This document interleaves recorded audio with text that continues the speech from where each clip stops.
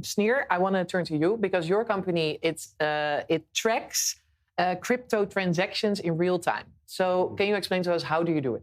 Yeah, so blockchain is a public ledger eventually. The data is open. But the idea about nominees is not about taking the open data from the blockchain, but to bring the intelligence layer. So what we do, we've built over the last 3 years a lot of information. We gathered a lot of information about wallets over the blockchain.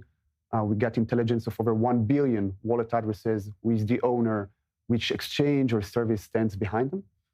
And then based on this, we help organizations, law enforcement agencies, and banks to trace funds, making sure that the source of funds is legit, and understand where the money goes and where they came from. And do you think, because we are in Israel, of course, there's a lot of terror activity within these borders and abroad, do you think that changes the thing you do? Absolutely. I think one of the biggest problems today, not just in Israel, in the Middle East, we see a lot of activities of illicit actors that link to terror financing, either from the Gaza Strip, either from Iran and other countries in the area, that eventually using crypto or abusing crypto in order to fund terror financing. We see that in Gaza, for example, there is every year over 100 million in cryptocurrency, $100 million, in cryptocurrency transactions that goes in and out from Gaza. That's a huge amount that eventually use for buying weapons, for paying to people inside and outside Gaza. And of course, in Iran, we're talking about billions that goes eventually to different parts of the world and to evade sanctions as well. And when you look at, because crypto transactions are usually, they fly under the radar, right? So this is where you come in.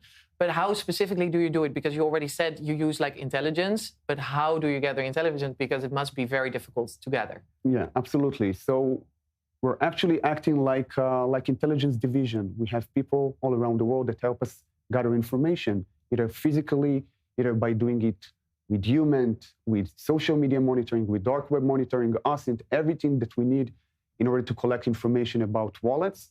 This is how we operated over the last years. And you have like the biggest success story for over the past, since you've started. Is there something you're super proud of?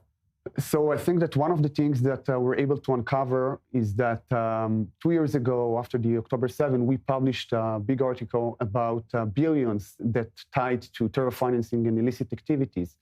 And at the beginning, nobody believed it. They said, how can it be? Like, how can it be that billions were able to fly under the radar? And then we see, and year after year, suddenly when the US woke up, we see that they sanctioned wallets that link to billions of illicit activities that tie to the IRGC, as an example, and also to Gaza. So the number of billions that we identified 2 years ago suddenly has an approval from the big countries. And by doing so, you stop terror, I can imagine. Yeah, definitely. Because this is like, this must be a new problem. So how much did it grow, this problem, over the past few years? Yeah, so since the October 7, in Gaza, there is no way to move funds out.